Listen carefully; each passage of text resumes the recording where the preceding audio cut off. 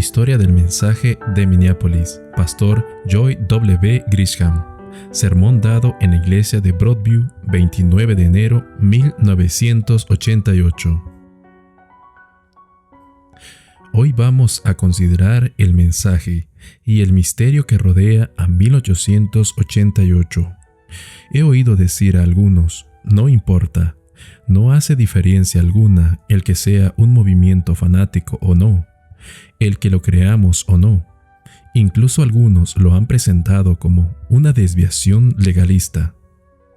Antes de estudiar la asamblea en sí, vamos a considerar brevemente el contexto inmediato. Muchos de vosotros habéis visto la foto de los delegados de la asamblea en Minneapolis, el año 1888. Si os fijáis en el aspecto de la iglesia adventista reunida en la sesión de la Asociación General en Minneapolis, es muy diferente a la de las últimas reuniones de la Asociación General. ¿Alguien sabe dónde tuvo lugar la sesión precedente y la siguiente a Minneapolis? ¿Recordáis la penúltima reunión de la Asociación General? ¿Podéis recordar alguna de las otras reuniones como algo significativo? Sin embargo, todo adventista ha oído al menos algo sobre la sesión de la asociación en 1888. Unos 90 delegados reunidos en una modesta iglesia en Minneapolis. ¿Qué fue lo que la hizo tan importante? 3 personas jugaron un papel importante en ese encuentro. El primero de ellos fue la profetisa del pueblo remanente, Elena de White. A uno y a otro lado de ella, a su derecha, se encontraba E. J. Waggoner y a su izquierda Alonzo Trevier Jones. Jones era uno de los pastores de la iglesia del Tabernáculo, la iglesia de Wallow Creek, un hombre bien conocido, una personalidad muy controvertida. Lo que era fuente de problemas en ese periodo fue que estos dos hombres comenzaron a introducir ideas que eran contrarias respecto a lo que se consideraba el conocimiento bien establecido de la palabra de Dios. Una de esas ideas no tenía prácticamente ninguna importancia. La otra, según dijo la sierva del Señor, estaba tomando dimensiones desproporcionadas. Alonzo Trevier Jones estaba enfrentado con Urias Smith. El problema consistía en que Jones decía que los unos no formaban parte de los 10 cuernos de Daniel 7, como sostenía Urias Smith, sino los alemanes. El enfrentamiento de Waggoner tenía relación, sobre todo, con el presidente de la Asociación General, el pastor Butler.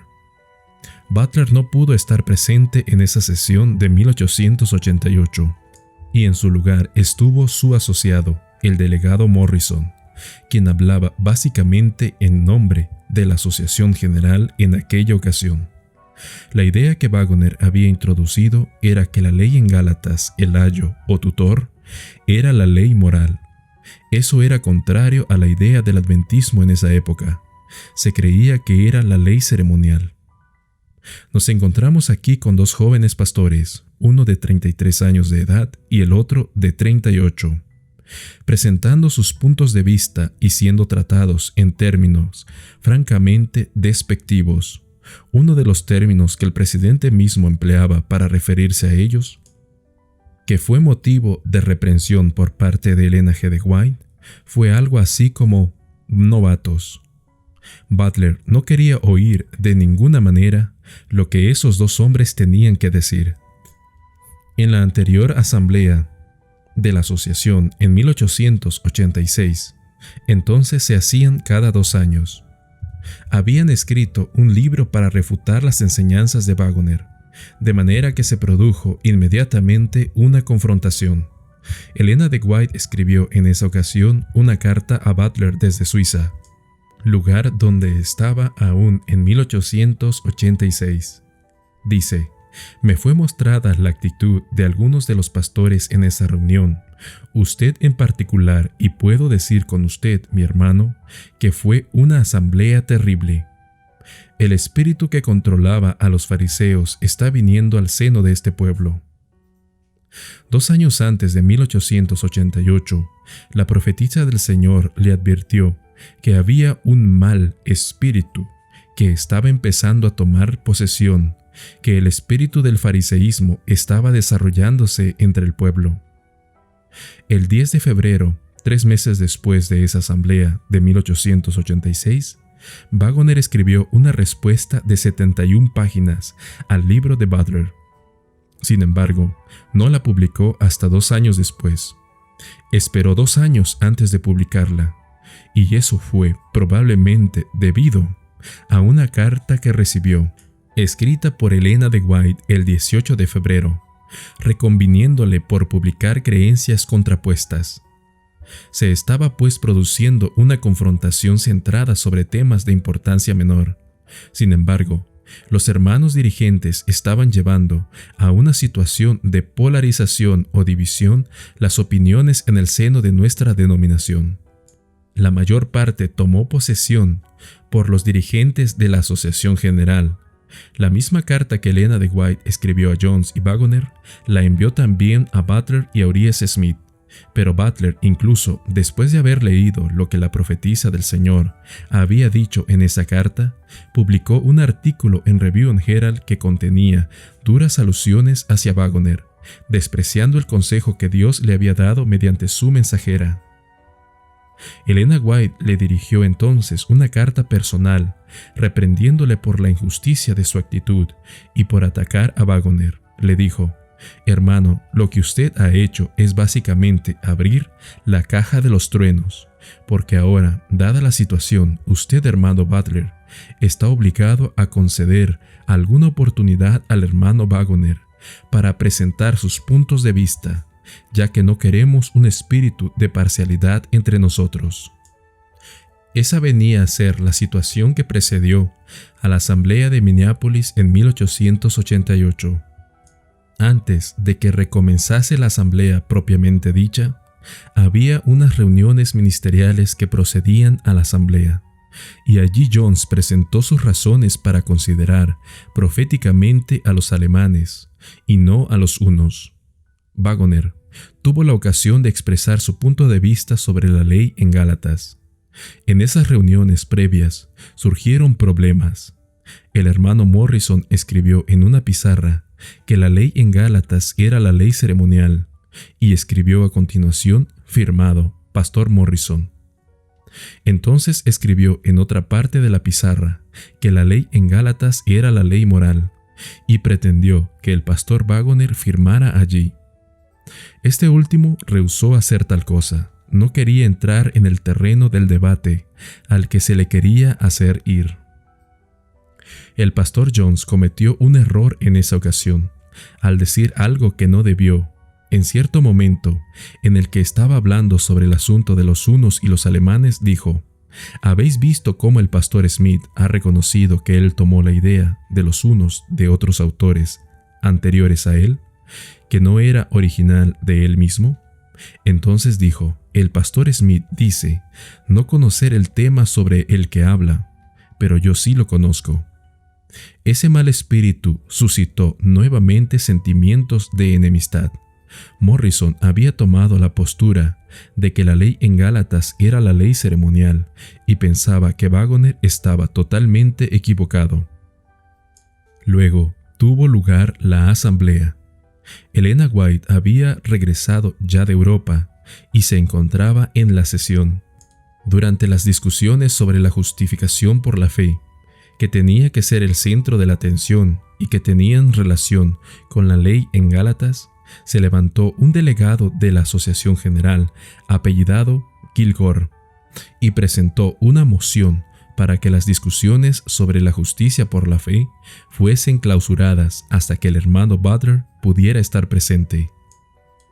Elena de White se puso en pie inmediatamente y dijo: «Esta es la obra del Señor. ¿Tendrá acaso su obra que esperar al hermano Butler? El Señor quiere que su obra avance y que no espere a ningún hombre». Hermanos, eso es cierto hoy todavía. A la mañana siguiente, cuando Elena de White estaba dando la charla devocional a los delegados allí reunidos, se refirió a ese momento cuando el hermano Kilgore hizo su propuesta y afirmó que nunca había estado más alarmada que en la ocasión presente dijo: no es correcto aferrarse a la idea de ningún hombre. Eso es lo que allí estaba ocurriendo.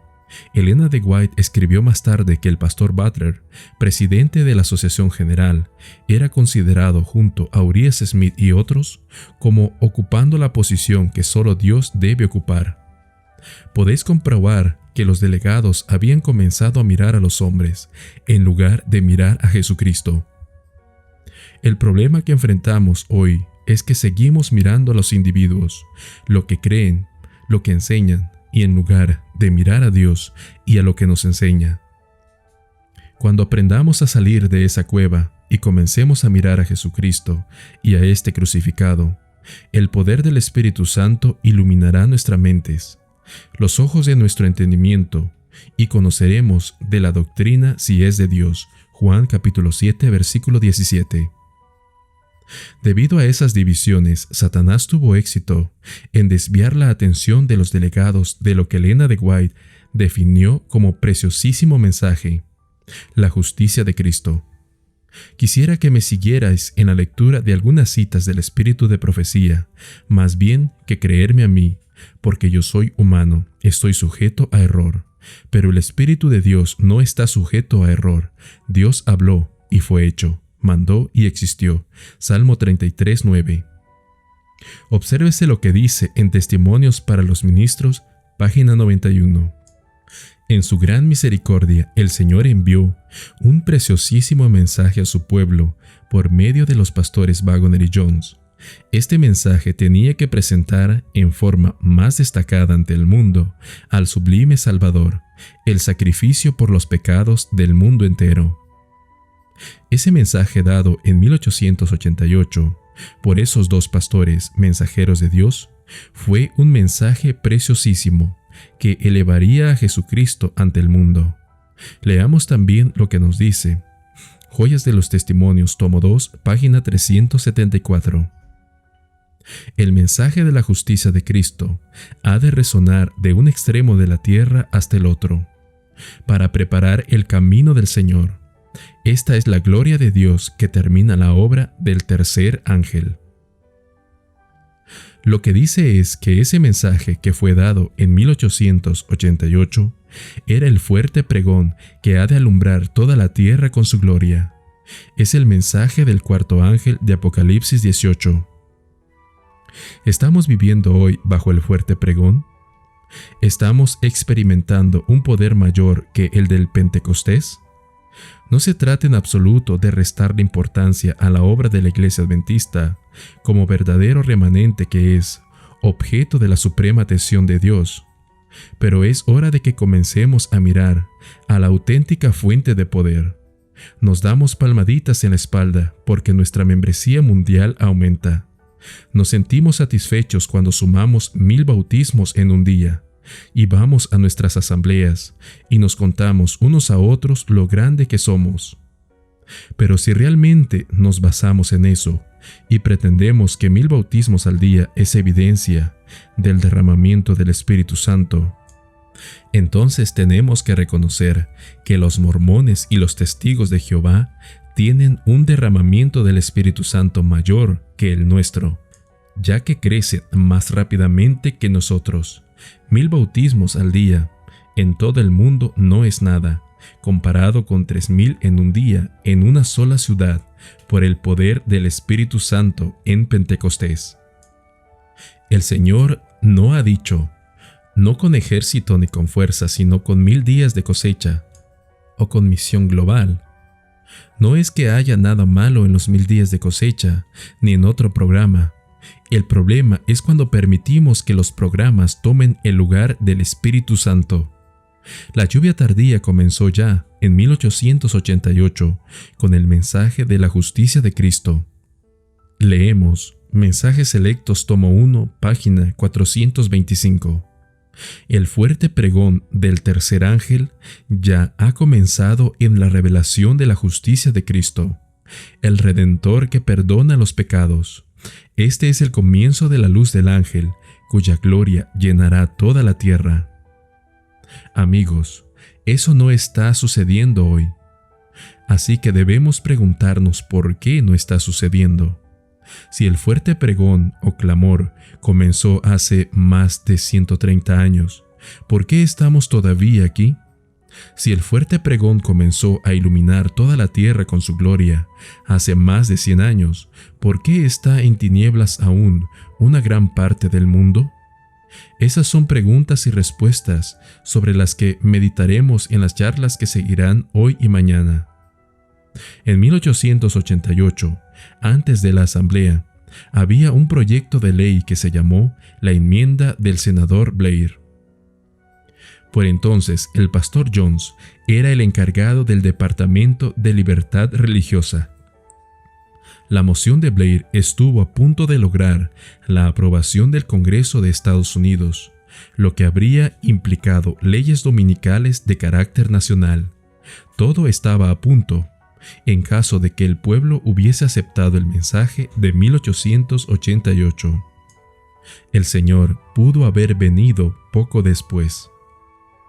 Pero no sucedió. Todo estaba a punto. ¿Qué fue lo que lo detuvo? ¿Qué detuvo la progresión del fuerte pregón en 1888?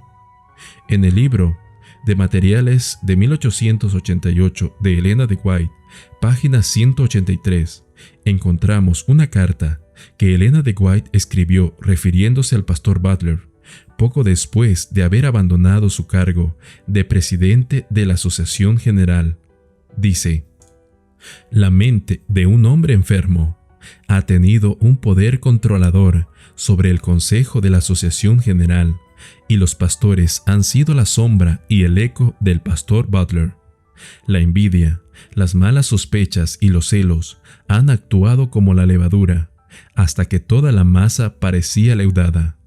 El pastor Butler, creemos, ha permanecido en su puesto 3 años de más, y ahora toda humildad y sencillez de mente le han abandonado.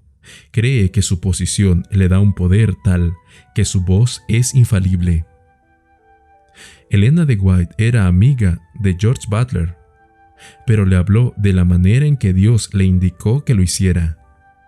Y poco después, Butler se arrepintió de sus caminos. Pero había un problema, y existe siempre el peligro de que suceda nuevamente.